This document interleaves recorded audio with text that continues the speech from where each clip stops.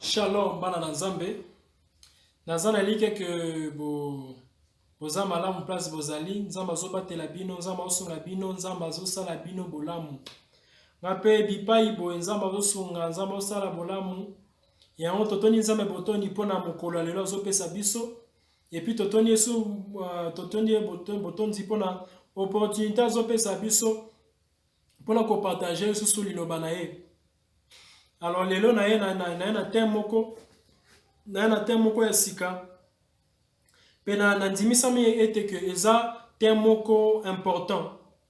Eza thème moko important na sens que ceux qui te comprendre nango eza na biloko ebele, eza na ba confusion mingi tozala nango sur liloba Nzambe, ba confusion na eko isila. Dans l'andimisame ete que ceux qui te comprendre vraiment leçon à l'élo, te comprendre enseignement à l'élo, donc ils ont un enseignement misusu, donc ils ont façon la bisu à comment la Bible est changer. Alors sans plus tarder, tu le kanama bon deli, tu recommander tant on a un beaucoup Nzambe et bon te robanda. To bon deli. Nzambe tata mokeli ya likolo pe na se to tondi botondi, pe to pe solo kumu Nzambe tata pona mokolo lelo. Et pour l'opportunité so pesa biso ya ko partager le susu liloba na yo. Ezana makasi na motote na nguya motote. Mais nyonso na makasi na Nzambe na ngai na ngulu na yo nde tokoki pe toza na bomo ikino lelo pe tokoki su ko vanda pona ko kabola liloba na yo. Ya to bondeli ete opambola liloba o na mitema na biso nde tozo recevoir na mokolo lelo. To recommande nyonso na maboko no Nzambe tata. To sengi ete au fond la biso au fond la nini compréhension la biso pe fond la mitema na biso to recevoir liloba na yo na comme na Yesu Kristo na bonele tena diminuer pe esprit saint azole le dessus na comme na Yesu Kristo. Nzambe tata na pameli molimo nyonso ya confusion ya distraction na comme na Yesu Kristo pe nyonso satana ko sala pona ko interpréter mabe message ya lelo Nzambe na ngai na pameli molimo ya mauvaise interprétation na kombo na Yesu Kristo zala alpha pe omega pe totiki nyonso na maboko na yo kama biso na nzela ya molimo mosantu na kombo na Yesu Kristo ne tobondeli bongo amen. Yes, balingami na Nzambe, comme je disais, thème eza omniscience ya Nzambe révélé et pas bateau na tango pe na espace. Donc je sais linga la place sont les amours kokoso, mais j'espère que vous allez comprendre thème omniscience eza koye banyonso, donc boye binyonso ya Nzambe o eza komonisama na bateau to o emonisami na bateau na tango moko pe na espace moko bien déterminé. Biso toza batu tozo vivre na espace moko pe na temps moko bien déterminé. Mais Nzambe aza omniscient ayebi nyonso, Nzambe aza na ebandelité pe aza na suka te po ye moko ebandeli pe suka. Mais deux fois pour te yebaye pour à se révéler ka et pas na biso akotaka na kati ya tango na kati ya espace pe pona ko loba na biso pona ko se révéler na biso, mais ya azana kati ya tango te azana kati ya espace te po to Bible lobi que 1000 ans ezana ti mokolo moko et pas na ye. Donc c'est un peu ça. Donc ce qui le lot ozana nini na 2020 donc ekozala tozana deuxième jour tozana troisième jour donc 1000 ans jour à liboso 2000 ans jour à mibale 20 donc tobandi déjà troisième jour, donc ils un peu dans sens wana. Alors tozana ba lecture et belé à kosala mais ça mikuse déjà omniscience ya Nzambe eza déjà Bible mobimba nde omniscience ya Nzambe. Mais tu choisis quelques versets pour que tu to comprendre le message à l'élo. Alors lecture à liboso to ça on a livre ya Apocalypse. Apocalypse chapitre 13, tu retends à 7e kino 8e verset. Et puis, tu reçois dans le livre Genèse, autant à Genèse chapitre 1, verset 26. Et puis, tu as dans Genèse chapitre 2, verset 17. Puis, tu as dans Genèse chapitre 3, verset 22. Puis, tu reçois dans Apocalypse 2, pour la 7e verset. Alors, Apocalypse 13, 7 à 8, Bible et le Bible. Il lui fut donné de faire la guerre aux saints et de les vaincre. Il lui fut donné autorité sur toute tribu, tout peuple, tous langues, tous nations. Et tous les habitants de la terre l'adoreront. Ceux dont le nom n'a pas été écrit dans le livre de l'agneau qui a été immolé dès la fondation du monde. Token dans le livre de Genèse. Genèse chapitre 1, verset 26. Bible et le Bible. Puis Dieu dit, faisons l'homme à notre image, selon notre ressemblance, et qu'il domine sur les poissons de la mer, sur les oiseaux du ciel, sur le bétail, sur toute la terre et sur tous les reptiles qui rampent sur la terre. Chapitre 2, et le Bible, chapitre 2, verset 17. Tu ne mangeras pas de l'arbre de la connaissance du bien et du mal, car le jour où tu en mangeras, tu mourras certainement. Chapitre 3, le Bible. Genèse chapitre 3, verset 22, le Bible. L'Éternel, chapitre 3, verset 22, le Bible. L'Éternel Dieu dit, voici l'homme est devenu comme l'un de nous pour la connaissance du bien et du mal. Empêchons-le maintenant d'avancer sa main, de prendre de l'arbre de la vie, d'en manger, de vivre éternellement. Dans un livre Apocalypse. Apocalypse chapitre 2. Apocalypse chapitre 2, verset 7. Apocalypse chapitre 2. Apocalypse chapitre 2, verset 7. Bible et le Bible. Celui qui a des oreilles entende ce que l'Esprit dit aux églises. À celui qui vaincra, je donnerai à manger de l'arbre de la vie qui est dans le paradis de Dieu. Oui, bien aimé dans le Seigneur. Jusque-là, beaucoup remarqué que pour la enseignement se rendre compte que nazo utiliser mingi Genèse na Apocalypse. Donc, et comment ça on appelle ça? Alors, nous pour ça comprendre quelque chose. Alors, ce qui se passe, c'est quoi? Omniscience ensemble, de Genèse qui n'a Apocalypse. Mais aussi quand verset pour faire comprendre biso, pour se baser sur quelque chose de façon de comprendre. Alors, omniscience de Dieu révélée aux hommes dans le temps et dans l'espace. Boye binyonso yanzambe ewe monisami epana bato natango pena espace moko déterminé. Alors bien aimé, nous allons faire comprendre que les attributs misatu yanzambe oyo eza irrévocable toko changeango te ekolonga pe na nzambe te. O nzamba za nango poza na nzambe. Alors attribut yango eza omniscience, omniprésence na omnipotence. Sikoyo omniprésence eza nzambe kozala na bisika nyonso na tango nyonso. Wana mutu nyonso akomprendre ke nzambe aza bisika nyonso na ngonga moko nzambe aza partout. Omnipotence nzambe aza omnipotent, aza tout puissant, aza makasi, aza pouvoir nyonso pe puissance nyonso. Wana mutu nyonso ebiango. Bien que des fois moto sala makelele tozo musala biso ko satana boy, satana bima boy, mais biso nyonso toyebi que tout puissant nzambe. Nzambe ma tout puissant. Nzambe muto aza tout puissant. Mais si vous savez que pour la omniscience, deux fois tolobaka nzambe aza omniscient, mais deux fois to comprendre que ce qui est omniscient c'est la kisinini. Et ça biloko mususu tokanisa que nzambe yebaki te ke okoma. Mais cependant tozo lobaka ke nzambe aza omniscient, mais tozo ninga kolobaka ezana biloko mususu nzambe yebaki te ke okoma. Alors c'est pourquoi nzambe tiningana na persona expliquer biso un peu sur omniscience nzambe. Alors déjà na lecture ya moto sali na livre ya Apocalypse 13 7 kino 8 tomoni elakisi biso que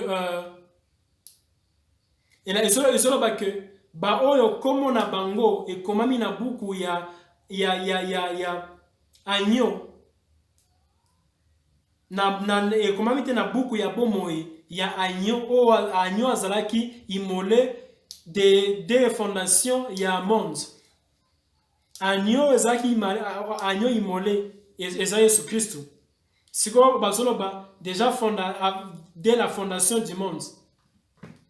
Donc par là tu comprends déjà que na omniscience ya Nzambe Yesu azalaki déjà immolé. Yesu abakamaki déjà ne kurusu. Pe akufaki pe asekwaki. Mais c'est juste que pour ezala pour emonisama na physique boy. Emonisama physiquement boy.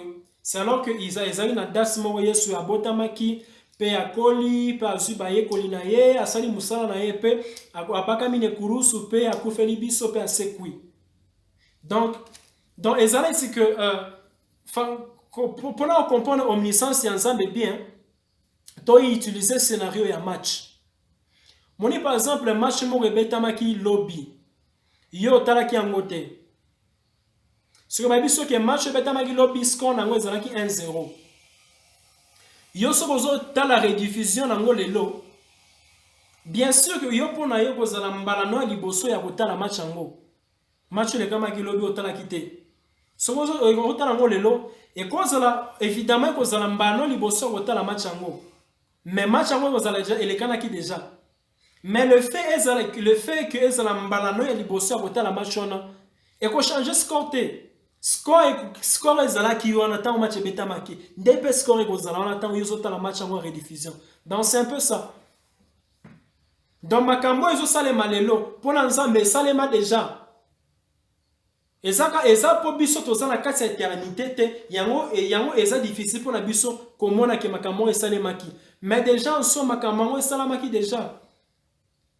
C'est pourquoi bazoloba agneau de Dieu immolé avant la fondation du monde.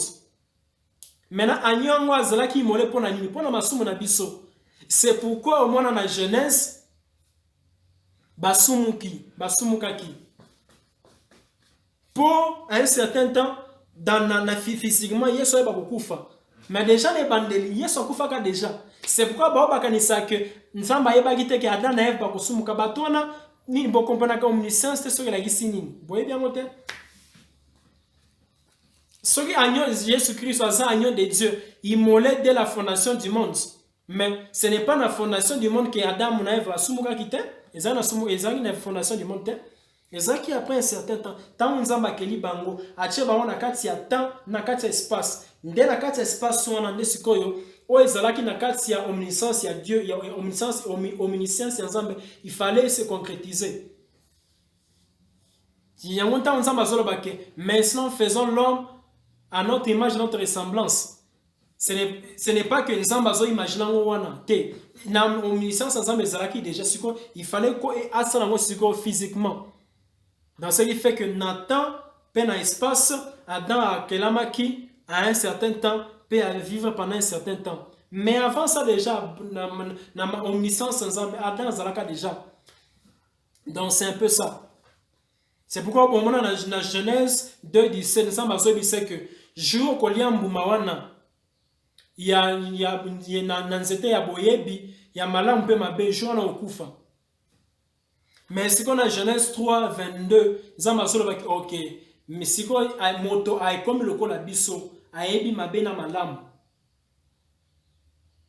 Dans ce qui moto comme le kola Nzambe, pendant que Nzamba créé qui na elilingi na yese, qui veut dire que tant Nzamba a créé qui est pour aller mbumawana, pour eza après kola mbumawana, Nzamba siko le bi que moto a comme le kola ngai, a comme le kola biso. Donc c'est un peu ça. Donc, ceux qui te comprennent omniscience et ensemble bien te, tu utiliser un Nouveau Testament pour contredire l'Ancien Testament, pendant que ce n'est pas ça. C'est juste que ensemble, ancien des jours, Mukolo ya Mikolo. Avant Mikolo, Banayen Zambaza déjà. Alors, exemple, l'homme sous Nzambe, asalaka yango dans le temps et dans l'espace mpona kosonga biso tocomprendre mpo toza bato ezaka jour tokolata nzoto oyo eza incorruptible nde eza na biloko mosusu tokodécouvrir mpe donc c'est un peu ça et puis ntango balie mbuma wana nzambe abi oke toempêche ye alia mbuma na nzete ya bomoi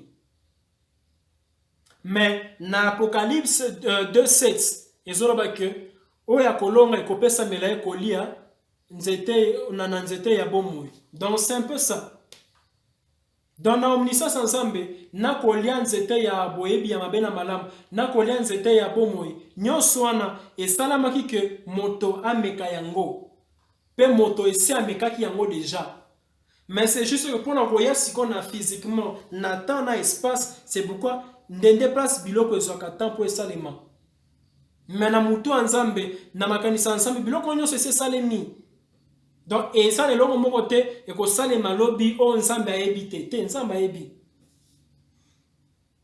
donc soki il faut kokanisa ke nzambe ayebaki te ke adam akosumuka cela veut dire que c'est comme si ozolobaka nzambe aza omniscient te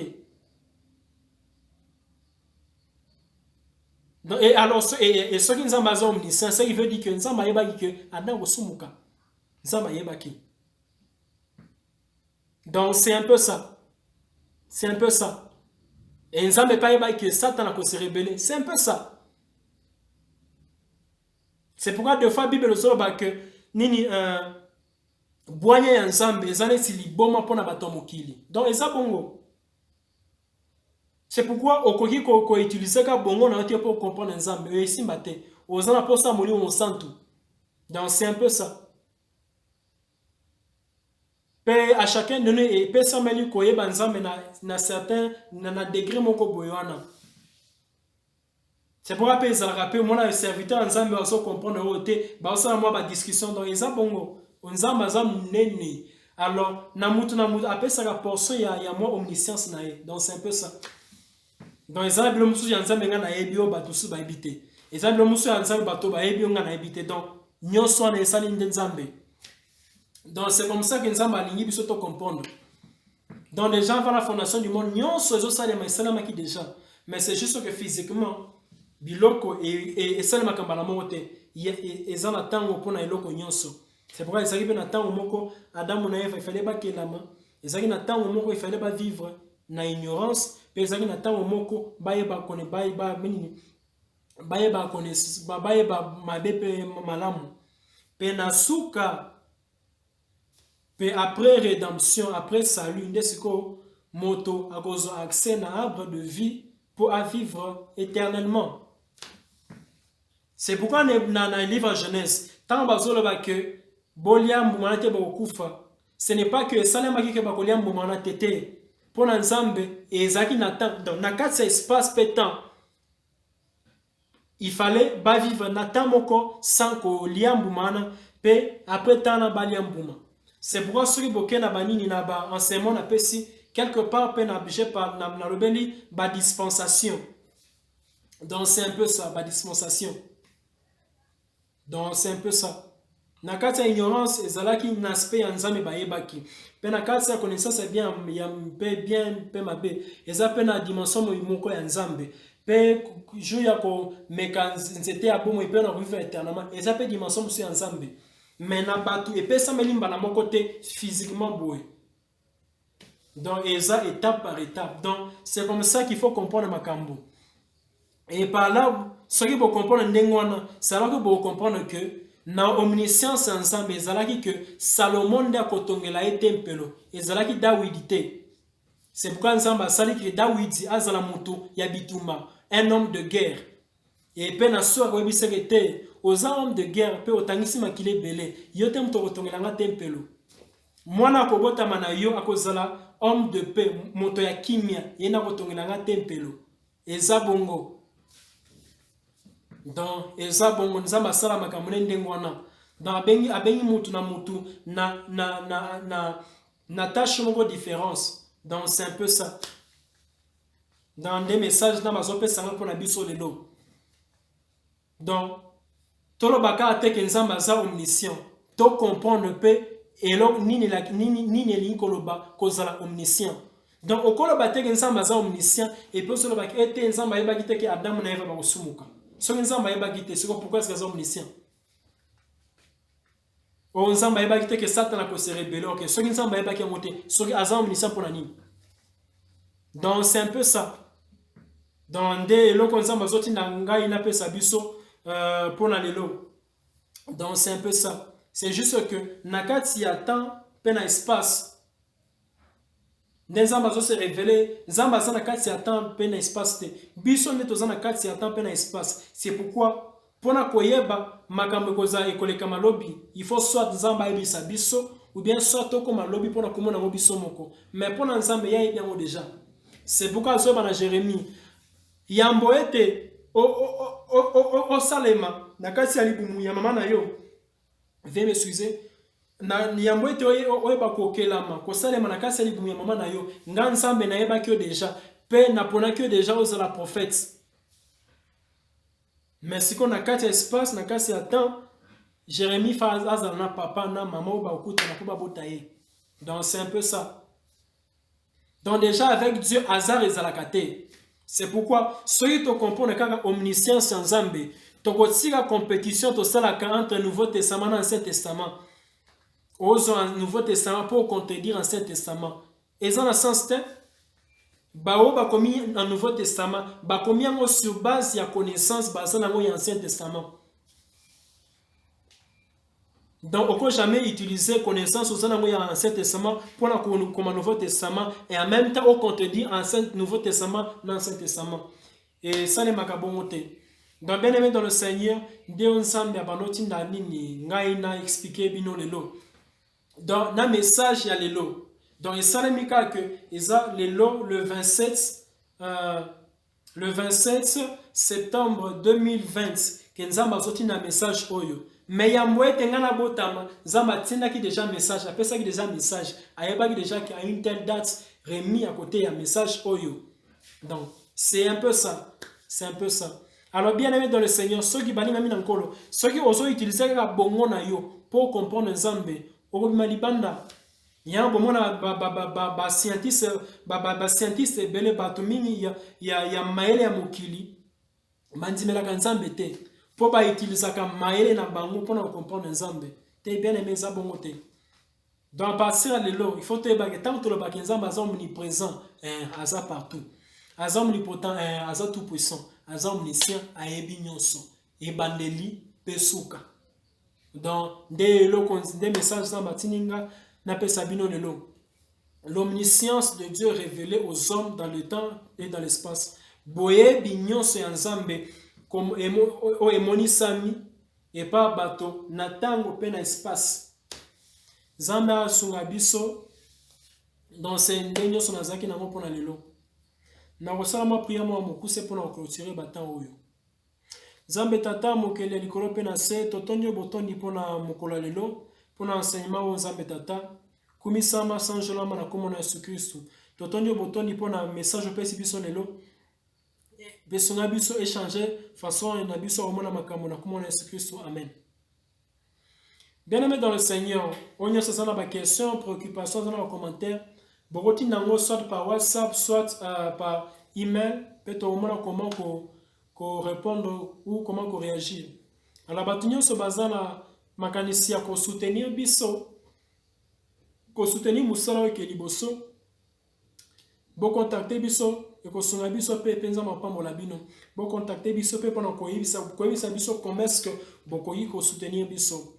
Alors botika na boboto Nzambe batela bino. Shalom.